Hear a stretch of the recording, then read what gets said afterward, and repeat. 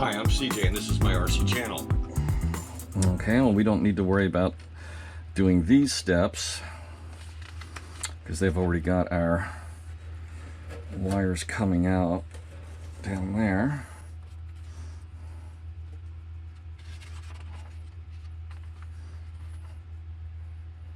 Okay, they do describe the process of gluing the wings together. I don't think I'm going to do that. I think I'm going to use this as a two-piece wing. Now, these dowels, these plastic sticks here, they give us 3 of them, one for each wing to go into these holes, and we need to glue these in place for sure. Just don't go in very far, and those are going to go into these holes here, which we're probably going to need to clean up a little bit.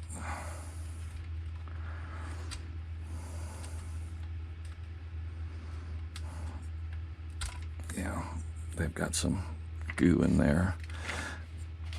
And then one of them will be used at the rear of the wing half here to join these together. Now that doesn't, well, it feels like it goes almost halfway in. May need to trim one of them down, and it might not be a bad idea to glue one in place so it never comes out. Now, the ones that go in the front definitely need to be glued into the wing. Okay. I was looking for a file.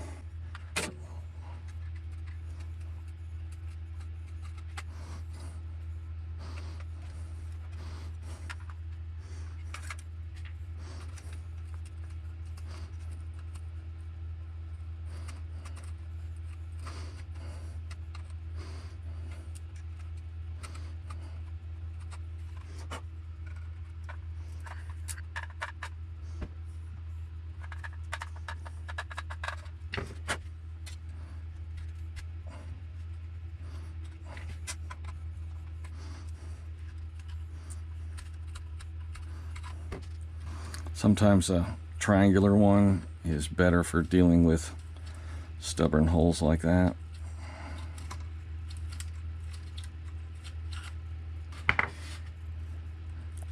Yeah, see, these can't be loose, but you need to be able to slide in. If it can't go in reasonably easily, you're always going to have problems getting the wing attached. And then you're more likely to break one of those than not.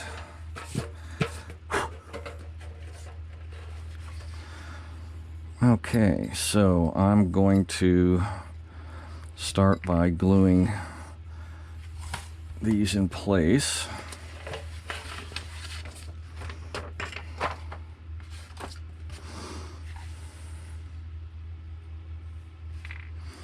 I'm going to do all 3 because I'm going to glue one in wingtip down here, or the wing end,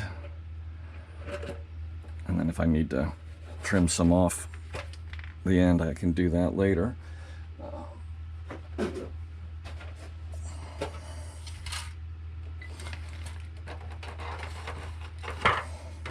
So could use a CA for this. I think that the best thing though is 15-minute epoxy. I could go 5 and make it short, but you get a little bit of a better bond with 15-minute. It gives you more time to fiddle.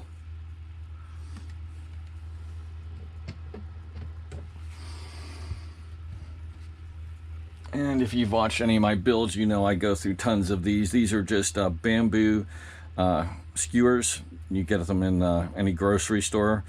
And they're great mixing sticks because the point allows you to get glue in where you need it. It makes for a good mixing end. And another thing I also use is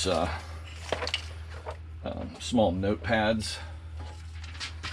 So I'll just, I'll mix a little bit of 5-minute here, a little bit here, a little bit here, and then tear the page and throw it. And there's too much old glue on there.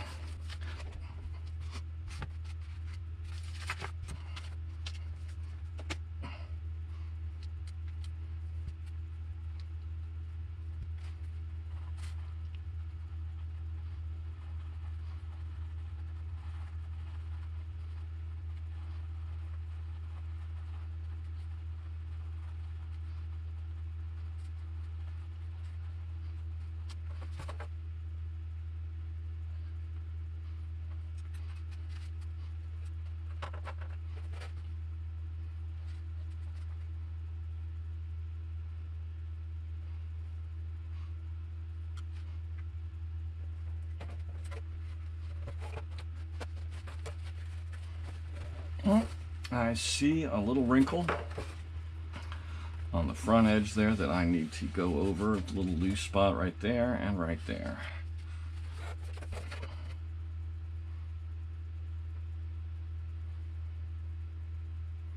The nice thing about epoxy over CA is that it fills gaps like nothing ever does. CA just can't match it.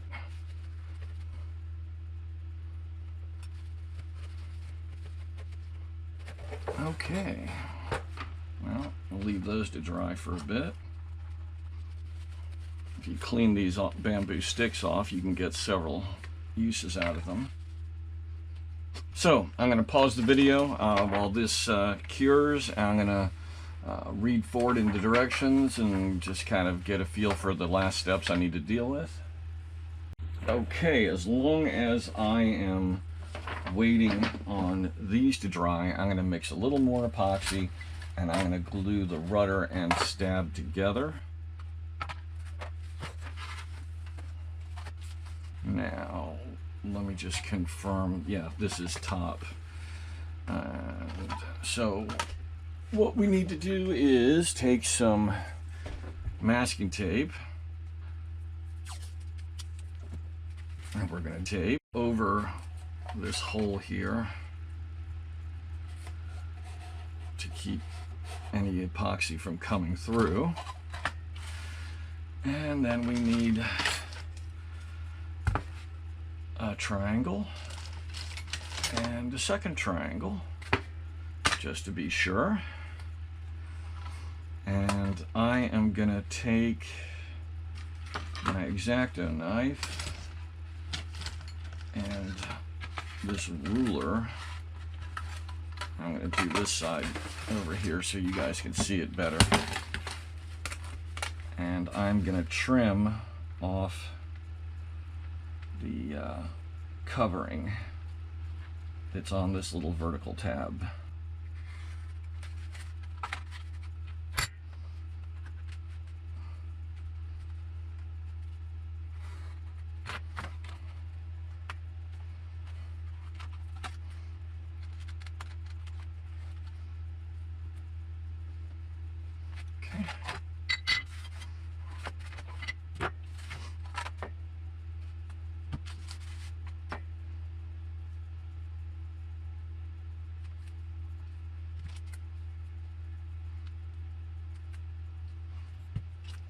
A little more hardener on here.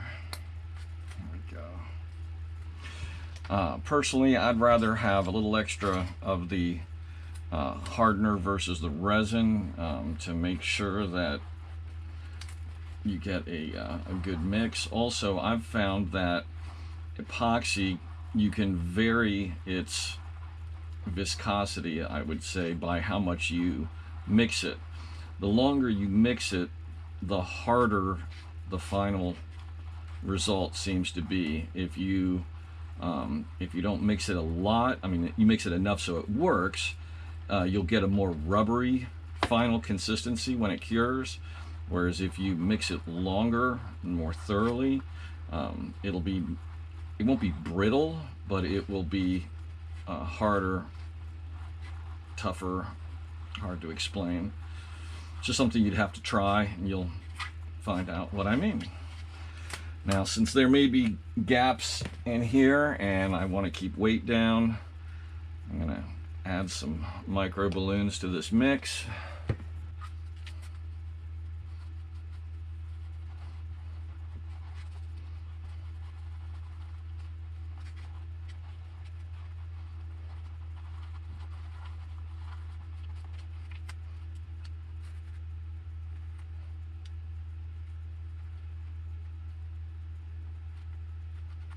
Just kind of covering the surfaces a little bit.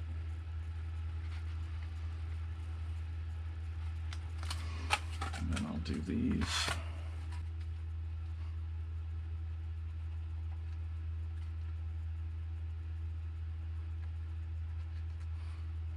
This is another nice thing about the 15-minute. It's pretty fast, but you do not have to worry about it seizing up on you while you're applying it. You don't have to do a rush job.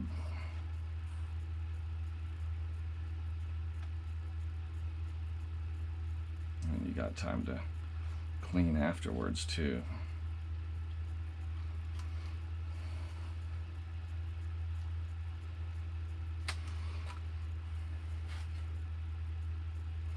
Because some of this is going to push through.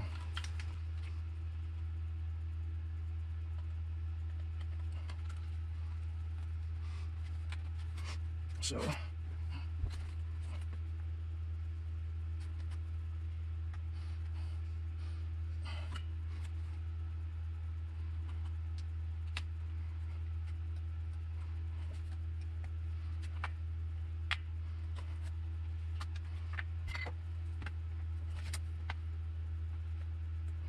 okay, perfect.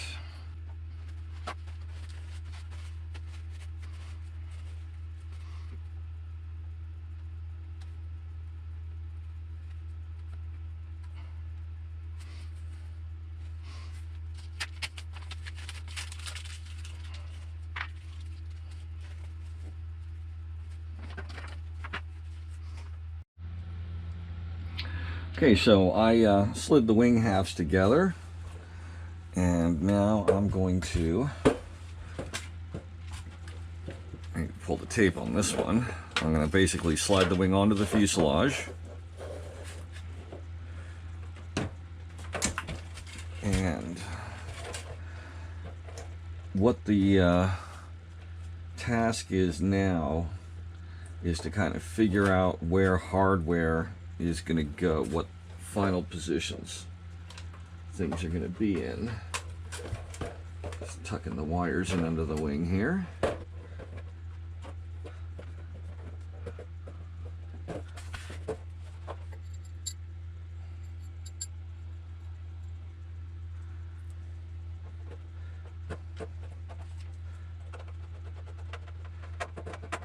This kit goes together very nicely. That's kind of interesting that those don't bottom through. Makes me wonder what's underneath there. Maybe I need some shorter screws.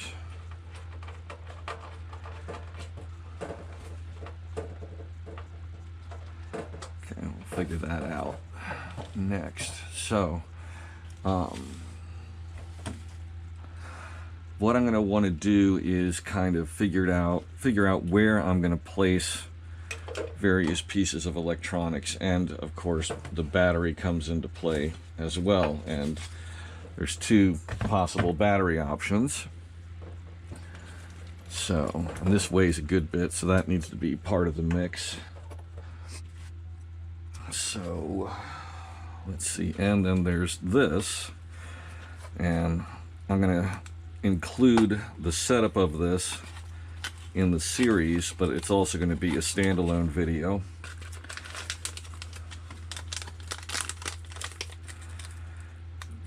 This is a gyro slash stabilization system that comes very well recommended by the viewers themselves, by the users. 4.8 out of 5 stars out of almost 100 people reviewing the product. And so this goes in between your receiver and your servos, and it comes with all the extensions that you need. It comes with a PC interface, USB. They used to make these with a wireless interface as an option, but I think maybe they had problems because they stopped producing those for one reason or another. In any event, I'm fine plugging a cord and using my tablet with this airplane versus having it be, you know, Wi-Fi. So it has a very nice PC interface, and I'll go over all that in great detail. So right now I'm more or less figuring out where I want to put things. Do I want to put these together? And also I'm going to be using a receiver with a satellite. So I'm going to have 4 antennas protruding from the fuselage. So exactly where I'm going to place these is also a factor in this process. So this is going to be kind of hard to do on camera.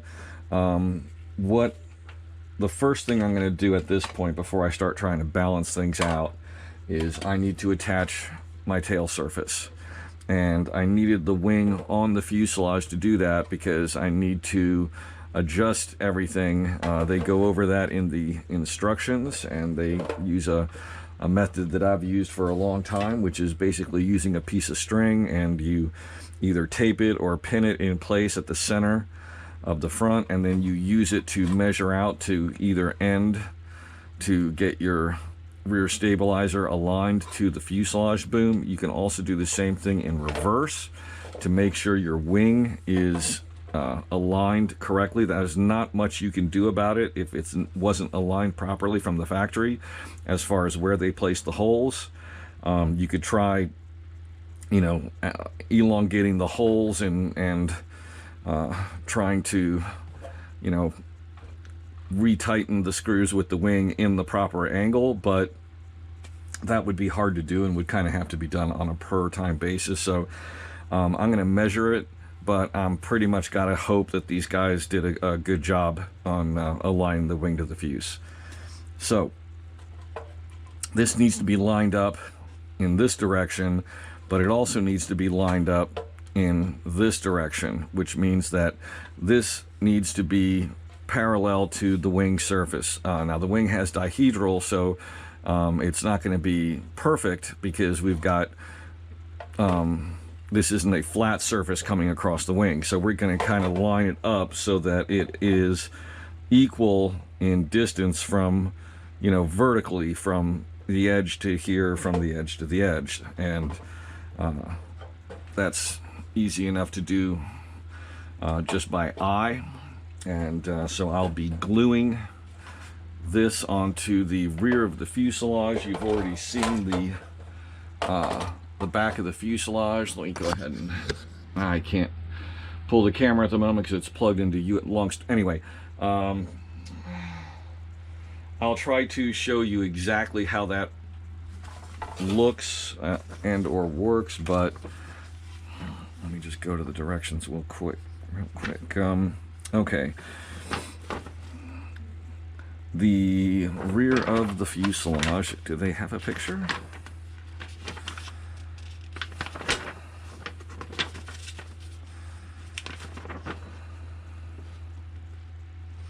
Okay, well, they don't clearly. Right above my thumb, you can see the flat spot on the rear of the fuselage where the little tail skid is. That's a balsa surface, and that's where we're going to glue our tail. And they give you step-by-step directions. Here's what I was talking about making it, you know, equal to the wings. The space from there to there and there to there should be the same. Have that lined up. Using the string technique to make sure that the wing is adjusted, and also make sure that your tail is adjusted, as you can see here. So, you know, all fairly simple. So I'm going to go ahead and go through this process. To do it correctly, you've got to have the wing on the fuselage, and it takes up so much space in the room that it's very hard to do and film it at the same time. So I'm just going to go ahead and knock that out. Do you find these videos to be helpful, useful to you? Then please help me keep this channel going by donating. Click the link up here and you can donate safely through PayPal on either a one-time or a monthly basis, your choice. So I've glued on the tail. I've marked out the CG range with the recommended starting point here in the middle at 63 millimeters. 50 to 75 is the recommended range. Marking out your wing is always helpful. So now I'm going to screw the wing back on. I'm using some slightly shorter screws than the ones that come with it, and they're basically just an M3s. So that was easy enough to rummage up some hardware for that. So once I've got the wing back on, I can use these CG points and the pile the hardware into the plane in relative positions and kind of see where things balance out. Because if I can get this to balance without having to add much weight, that would be, good. Because it's kind of a heavy plane for being a 2-meter glider. The fuselage itself is very heavy. Between the motor, the heavy aluminum nose cone, the steel push rods, the fiberglass itself is fairly thick and heavy. It's going to be a durable plane, which is good, but it's still hefty. So you want to not add weight if you don't have to.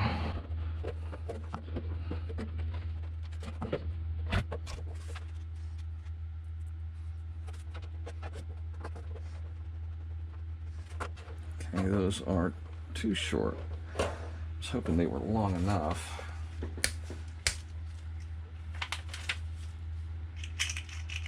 Because the next size I have, I may need to trim down a teeny bit. Or I may need to go for some alternate hardware.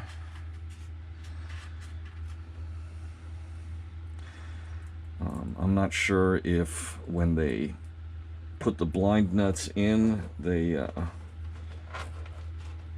somehow glued them a bit, or did something that prevents the screws from going all the way in. So this one goes down now. That's fine. Let's see how the other one goes. The other one didn't go as far. The original screw did not go nearly to the bottom. Let me just loosen this up a little bit while I get this other one started.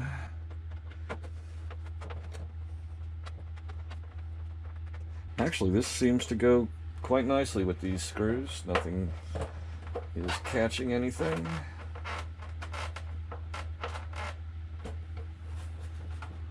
Wing is fine, firmly attached. So let's just put a few things in here.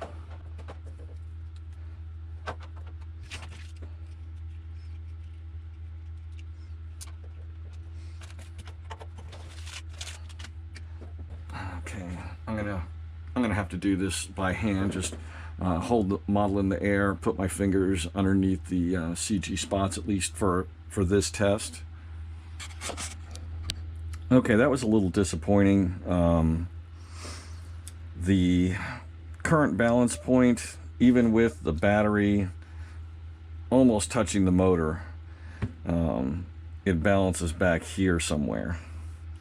And that's a long way off. Probably like 7 to 15 ounces of lead would be needed to balance this out, or lead or whatever ballast you want to use, clay, whatever. So I would like to get some weight out of the tail if possible.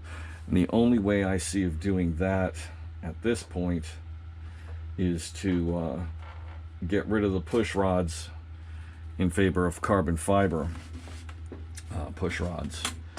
And I'm going to think about that for a few minutes, contemplate, and try and figure out what's the best way to go as far as that goes. I hope you enjoyed this video. Please click like and please subscribe to my channel. If you click the bell icon, you'll receive notifications every time I launch a new video. Thank you for watching.